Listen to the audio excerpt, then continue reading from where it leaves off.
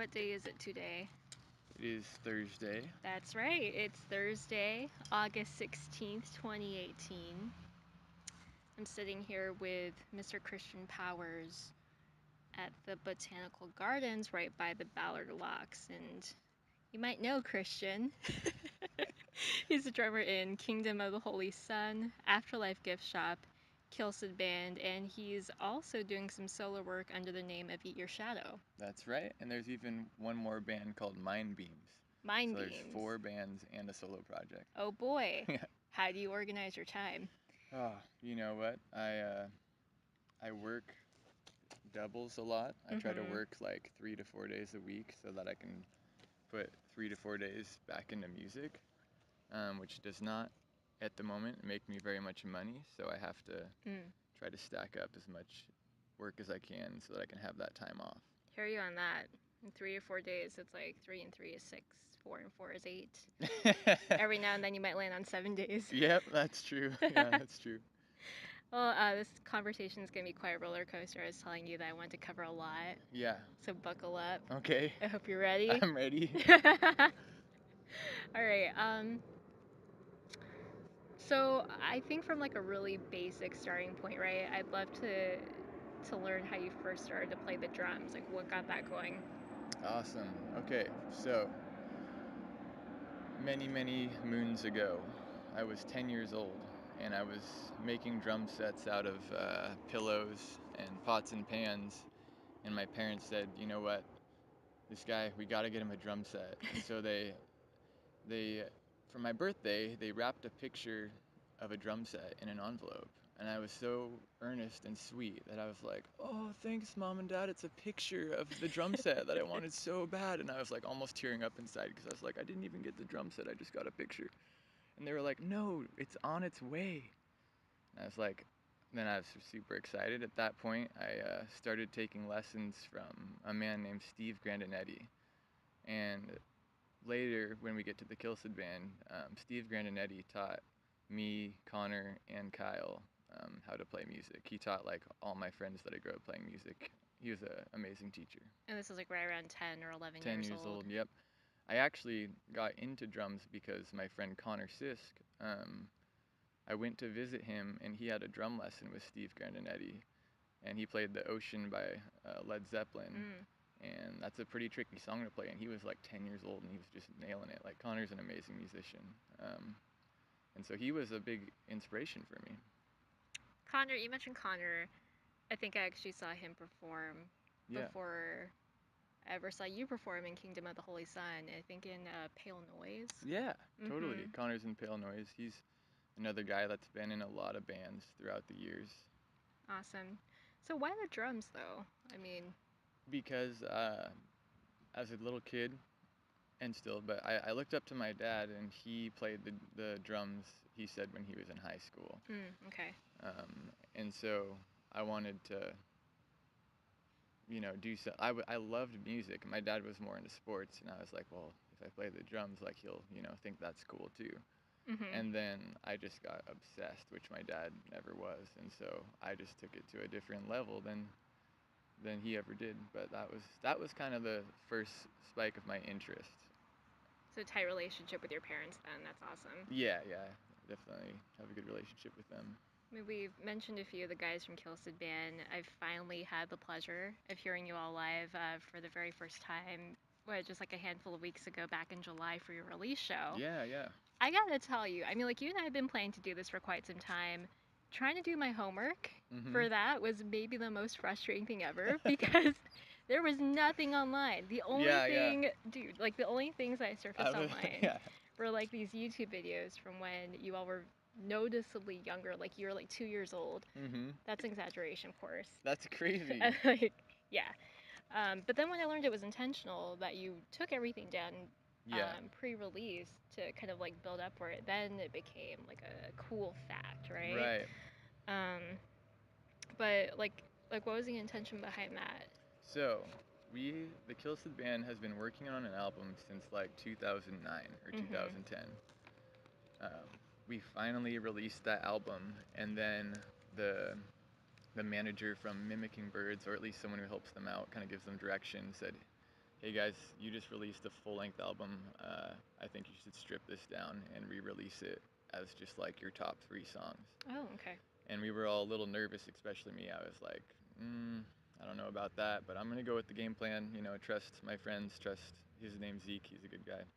Um, and so we took everything off the internet that we had just worked so hard to release, like for like years. You know, working on these recordings and re-recording them. Conor Sisk is the engineer and kind of mastermind behind the recordings, and so we re-released it as that EP. And so when I had told you to look them up, it was like right when they had just took everything Right. down. Yeah. So that was funny. I didn't realize that they had taken everything down. I But, think I told you, and you were like, "Oh yeah, actually, yeah. we decided to do this thing." Right. And Sorry about that. that's okay. I guess I forgive you. But I gotta say, I mean, just Sunset Tavern, the entire room was filled with this. I mean, like people throw around the word energy a lot, Mhm. right? But I think just being there, being in the room, you can totally tell that you guys are friends first. Yeah, That yeah. there's that friendship and bond, and I think that the music came after, Right. and I think it's just really apparent. That's awesome. Yeah. Yeah, we've all known each other since we were 10 years old, and or earlier. Mm. But we've been making music together since we were 10 years old, and I get this sense like now that we're finally doing this in our mid to late 20s, I was gonna ask, yeah. it's like so magical and rewarding that I just get the most euphoric, happy feeling ever seeing my good friends like that I've known since I was 10 like on stage rocking out, looking at me You know who else is rocking out? and All your moms. yeah, that's right. All In the my audience. That my was mom, yep, awesome. yep, they're all there. They're telling us play that one song. Making us blush, but it's great. I'm glad they're there. And then they're like trying to copy their dance moves, but they just do it so much cooler, Yeah. They got those 80s in them. Indeed. And I don't know, something else I thought was kind of sweet was seeing folks from the guys from Kingdom of the Holy Sun and Afterlife Yeah, Giftshop yeah, there to, support. that's right. I mean, like I think it's great when folks support their teammates' other work, right? I don't think that always necessarily happens. Right. But that was really, really great to see.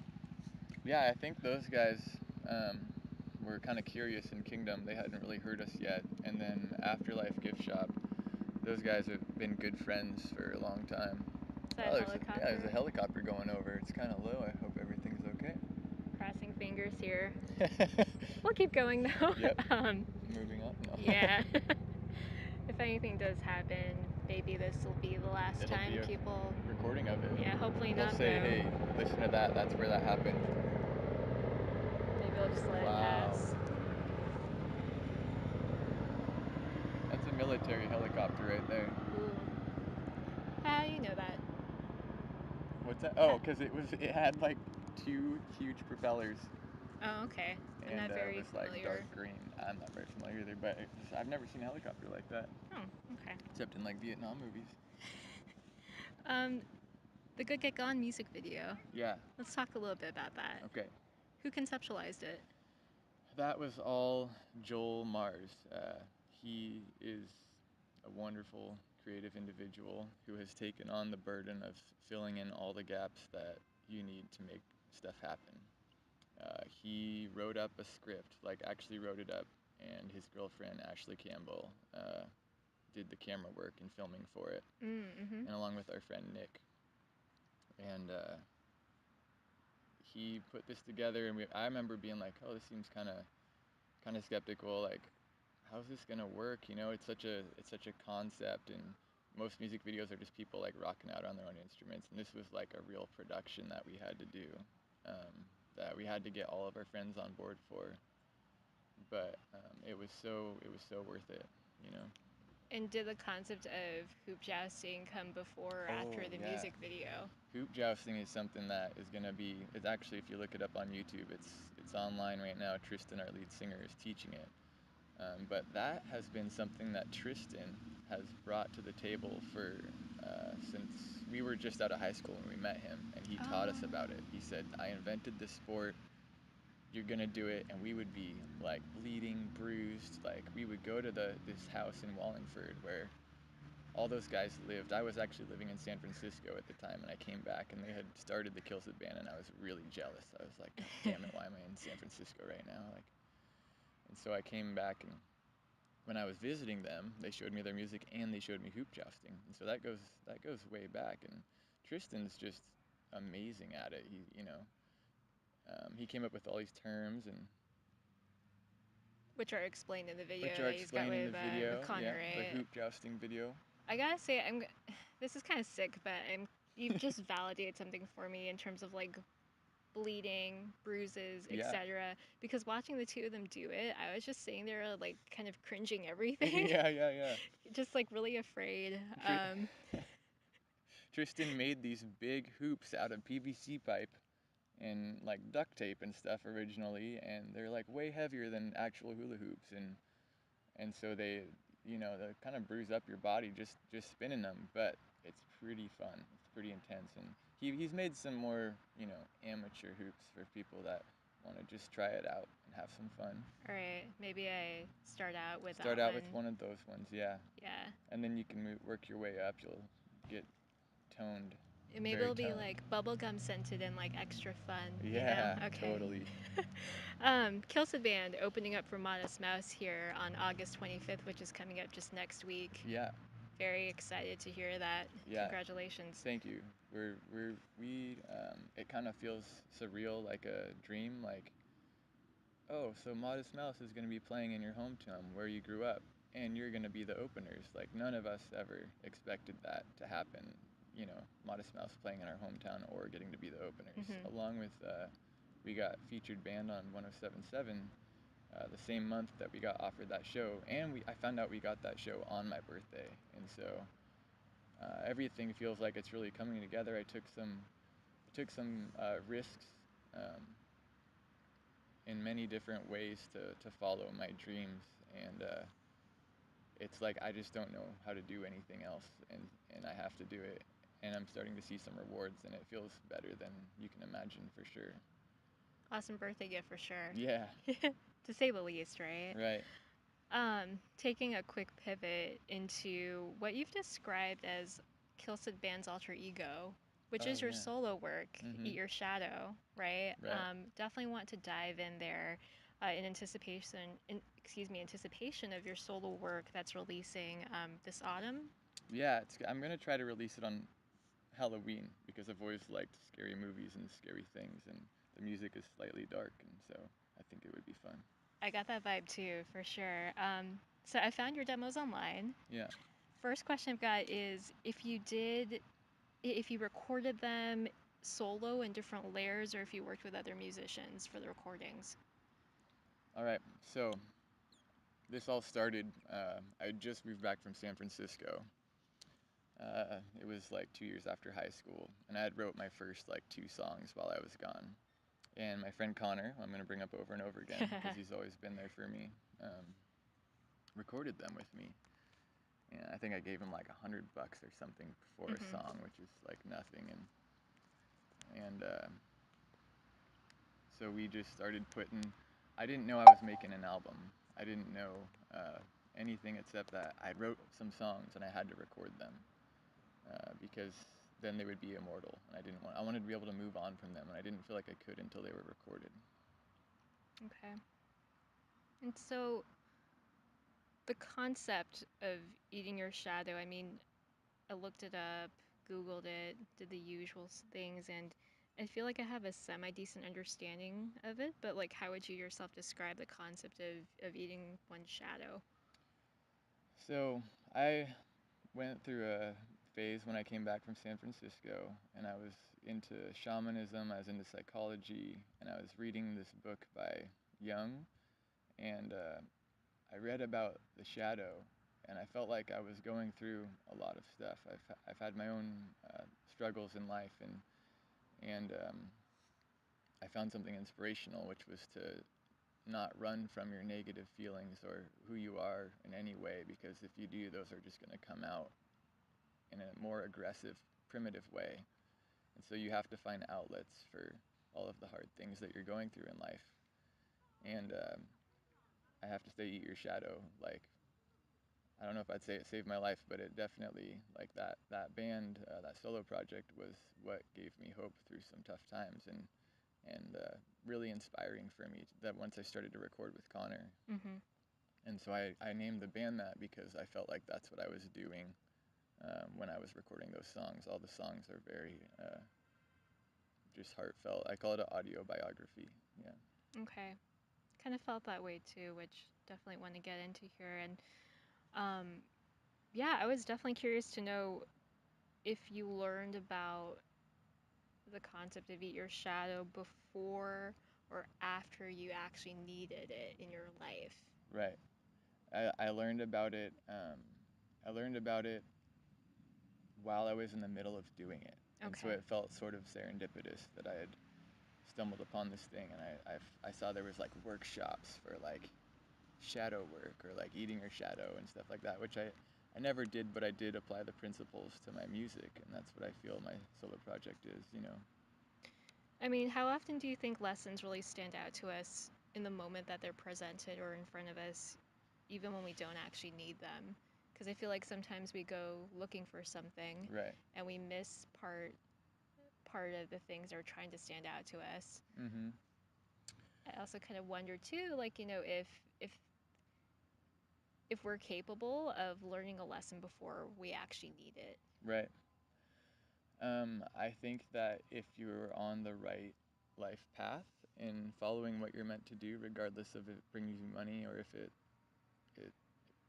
feels like what society wants you to do, that you will start to see signs that you're doing the right thing. Mm-hmm. Um, and so I think it depends on how in tune with your life path you are, um, Mm-hmm. by how many lessons you will receive. And I have a owl tattooed on my chest because I started to see barn owls a lot when I was searching. I was searching so much. I was so confused on what to do with my life. I had pressure from society and parents to go one way, more like business school and stuff like that. And I had this inside drive that was saying, I know I have something special. I know my friends have something special, and we're really meant to work through this creatively Mm-hmm. together. And so I noticed the more I follow the ladder, the more synchronicities I start to see in my life. And when I started to get really off track, I started to have these barn owls fly in front of my car or overhead.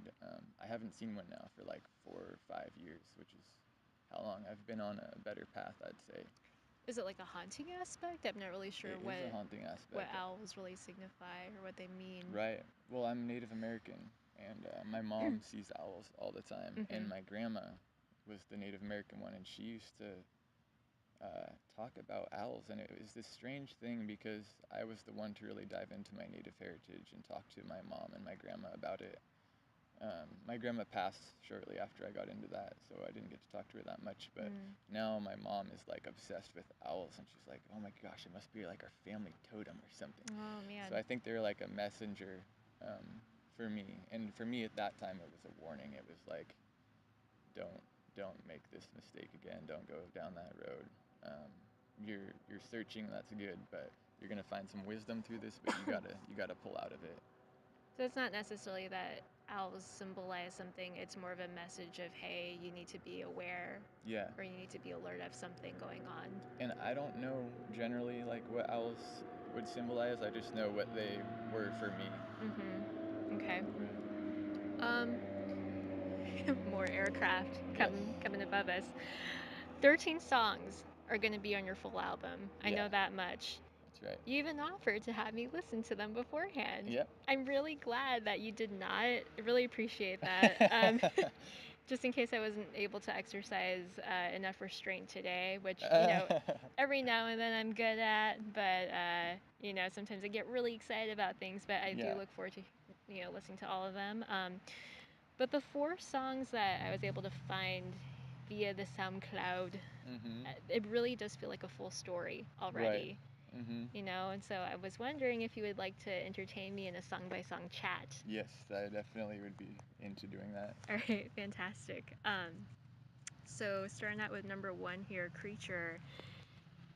In terms of feelings, vibes, if you like that word, Mhm. it felt kind of dreamy. Yeah. a little bit mischievous, Mhm. and that there's like a certain boiling or brewing going on, like it's like Yeah. the beginnings of something. That's And right. Yeah. sweet, all right. Good job. Good job. Yeah. And like the title itself, creature, I found a little bit of resentment in that, Yeah. almost like I don't want to be too severe with it, but like Frankenstein's monster, for example. Yeah. Um, and I think like the most interesting thing for me is that it felt like it ended on a really light note, but I myself felt like I was in denial because of it. Yeah. That's very intuitive and interesting of you. Because um, let's see. I'm gonna go ahead and indulge into this, Yeah. but I. You don't know how excited I am about this. So creature actually represents when I was struggling in my life. I was addicted to opiates, and that's actually a large portion of what my first album is about. It's about getting through that, and so creature is about when you're in that zone, and you're.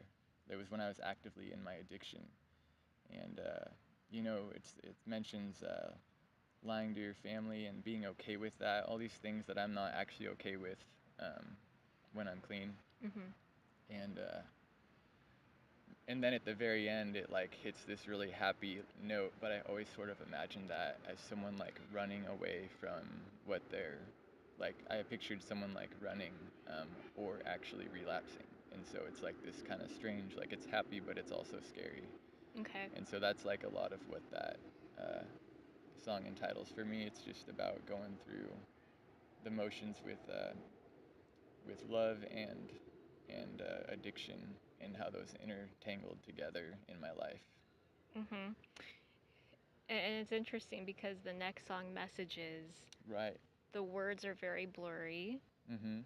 It felt like more like a face-to-face confrontation there, Yeah. and like a certain process of admitting or giving into something is what I felt. Yeah. And yeah, that's really what I took from it.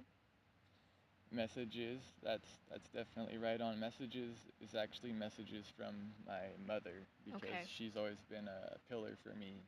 She's always been very nice and understanding about what I'm going through, and super supportive of my music through thick and thin. And so the messages that I'm saying are from both my higher self and my mom. And that was sort of like when I first. So creatures, like I'm in the middle of the addiction. I'm kind of like running from it. I'm not sure what's going on, and then messages is like, okay, I'm really confronting that this is going on, and that like there's something better out there, Mhm. and you can leave behind like everything that you've started Like here. literally, Yeah. those are some of the lyrics in there Right. too. Yeah, like messages started to make me think about those inner qualities that we have, Mhm. and like the events that actually happen in our life. I mean, like when we're in our body, but they happen outside of our body, right? Because those are things that other people can see too. Right. And those things kind of fold on each other. So you kind of wonder, like, do good actions make a good person, or is it like a good person that does like good actions? And Right. it's really hard to then, like, separate the two, like oil and water. Right. Yeah. No, I agree, and that is a confusing thing. Um, but then going into the third track, Shamanism, I mean, I got this like aggressively hopeful vibe. Yeah, yeah. Um, So this is after the confrontation. yeah, it kind of felt like that. I've never seen the movie Rocky, but I but can't believe you haven't seen that movie. I know it's shameful, right? I mean, Mhm. I've never seen it, but like folks are always recreating like that, like the training scene, like dun dun dun, dun, Right, yeah. right. And so it kind of felt like the peak, like where there's like a lot of force, and you're just like running to get to this finish line Yeah, that we think exists, yeah, and that we think is waiting for us up ahead. right. So messages was like the kind of sad confrontation, kind of like, oh, all right, this is where I'm at. And then shamanism is like you turn that sadness into motivation and anger. And also, I was into my Native American heritage, as I mentioned earlier, Mm-hmm. and I had a shaman. I actually had a ritual done by a shaman in Port Townsend, and they used rattles, and Whoa. they did like a soul retrieval, and like I was like in this place of getting pumped up and saying, I'm gonna fight this. I'm gonna do whatever I have to fight this, you know. Mhm. And like, it's interesting telling the story because it's just so truthful. But this is like my music that we're talking about too, and so it's it's just interesting. Like I feel like I'm telling my life story when really I'm just talking about that demo that we made, you know. Mhm. But so that was like the Rocky song. That was like, all right, let's get pumped up. You got this. You can do this. Like you can. The human mind's ability to recover is like far more powerful than a lot of people believe. And if you have the power of belief, then you can do a lot more than you think. And that's the takeaway for today. Yeah. Like one of them for sure. But yeah, there are certain moments in that song that felt very montagey, like the da dun da dun da dun, like Mhm. just the beat of the percussion in certain Yeah, places yeah. for sure. And then finally that fourth song, Trigger. I don't know. I think when I got done listening to all four of them, Christian, I felt kind of incomplete. Yep. Like it's just like this ongoing thing so long Yeah. as you yourself are willing to go on. Yeah, yeah. Like that was my takeaway from Well, that. I mean, Trigger, I don't remember the order of which I actually made that demo, but that would have been earlier in the story. But the truth is Interesting. that would be closer to Creature as far as where I was at. Trigger is about being really in the addiction and really struggling with what you're going through, and there's some points where I like was screaming and I was in actual pain emotionally and physically when I did that. That's like a real scream of me like getting so pissed off Mm. and frustrated with where I'd got myself in life. And Connor happened to have left the mic running, and so we used that just at the end of like the second verse or something. And like the very end of the song, right? Yep. Yeah, Yeah. there's like some fake crying that I did. Like I was really manic and I tried to capture all of that. And so I can see why that would leave you very incomplete because it's sort of like, oh, this person is back where they started a little bit, you know, because it starts with Creature, ends with Trigger. But that was just a demo, and what I really was trying to do was get a mini snapshot of what the full album was going to be. And I've actually added more to all those songs, and I'm probably gonna take them down like the Kilcid band did, and then upload the 13 song full length. Awesome. Yeah, I'm really looking forward to hearing the entire body of work there. Um, I did a little bit of hunting on Mm-hmm. Facebook, of course, and saw that, uh, with your hard copies, you made unique album art Yeah, yeah. for each of the covers. Mm-hmm. Why? It's so time consuming. Like you had people helping you, they looked Right, great, but like why? right. I uh, I don't know. I feel so attached to this album that I've made so many different album covers. I'm finally in the process of putting all the artwork together. It's gonna be a like 8 to 12 page booklet full of Okay. lyrics and art and 13 songs. It's going to be just like a summary of everything, and like that would be against, Zeke's approach. That'd be against a lot of people's approach, but I'm actually sort of banking on the success of the Kilcid band, like using that to release my solo project down the line. Mhm. And so um, I just always wanted to do exactly what I wanted to do, like without any exceptions of what would potentially make it more popular. I just want to do exactly what I want to do. And I think that's still something really precious and admirable to, stay true to. Hmm. Um, it's really easy, I think, to give in, Right. right? Um, not even from pressures on the outside, but just, on the inside, like asking yourself, what does success really look like? Right. Oh yeah, totally. Yeah. Um, so, Kingdom of the Holy Sun Yeah. opening up for the OCs in November. Yeah, yeah, that's something I've been looking forward to for a long time. That was the first time I found out I was going to open for a like semi-famous or famous band. It does feel like everything's paying off a little bit. Uh, Kingdom of the Holy Sun was very helpful for me when I was first in this new path, which I've talked about. Um, Jason is the lead singer, and he writes really cool backwards beats that he would give me demos of, and then I'd have to translate them to the drum set. What does that mean? And Backwards beats. so it's just very counterintuitive. If you've learned drums, you'd say, "What the heck? I've never played a beat like this." Okay. Yeah. Everything's on the tom-toms, and the accents are in different places, and it sounds very 60s and interesting. But yeah, I'm very excited for them and us, and I hope that everything that Jason keeps making demos and songs and recording his whole life. I really like the visuals too that accompany the live Yeah, performances. yeah. So Jason bought these liquid lights that are actually from the '60s. A lot of the influences we have are from the '60s, and so um, they are like they're like a lava lamp that you project a light through almost or something, and we've been Okay. using those all the time. Yeah, I remember first time I saw you guys perform was over at Crocodile. Oh, Uh, you were at that show? Yeah, yeah, that's yeah, right. I remember. yeah. The dengue fever performance. Yeah, dengue fever is awesome. And that's a pretty good stage for it. I mean, like, it's up above the audience, Mhm. really easy to see. Um, already mentioned this, but once again, Kilcid Band opening up for Modest Mouse next Yeah. week on the 25th. Kilcid Band also just got Zeke's plan really worked. We re-released it, and then we got on 107.7. We paid a publicist. The publicist totally helped us out. But now Spotify has featured us as like the national, like one of their like artist playlists, and we've went from like 1,000 plays to like 20,000 in like a few days or something. Whoa. And so we're really excited about that. That was news I didn't know until like 2 days ago, actually. Maybe I should start using Spotify. Yeah. Spotify, I got to get on top of all this stuff too.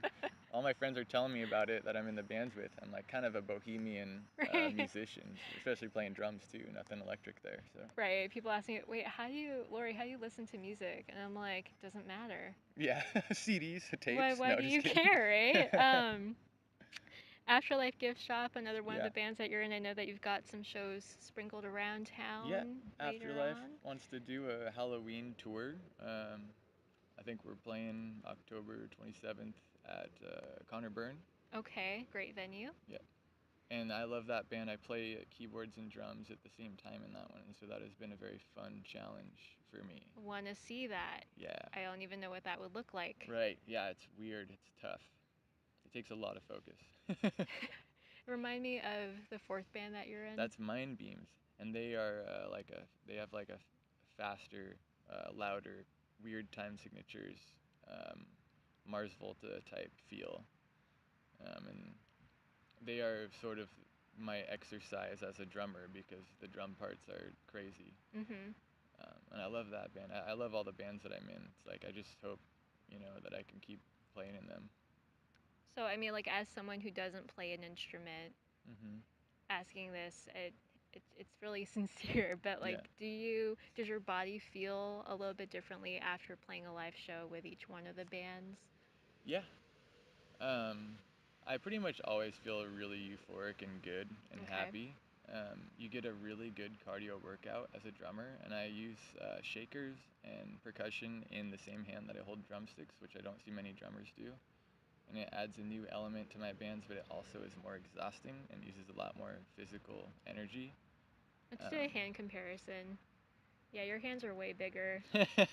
You've got an entire, what do you call this? Digit. Yeah, you've got an entire digit ahead of me, so that's amazing.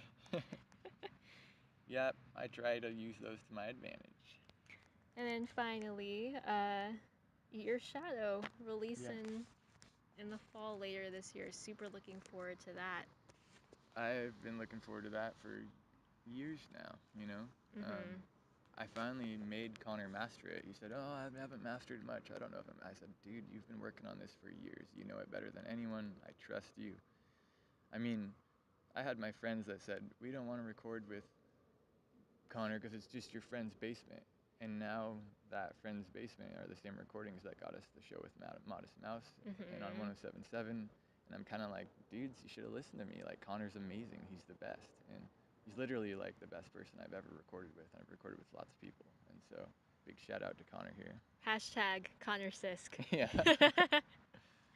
Well, thank you, Christian. It's Thank been you, Lori. awesome to chat with you here, and the sun is, I think, officially set. We've got the street lights up. Yeah.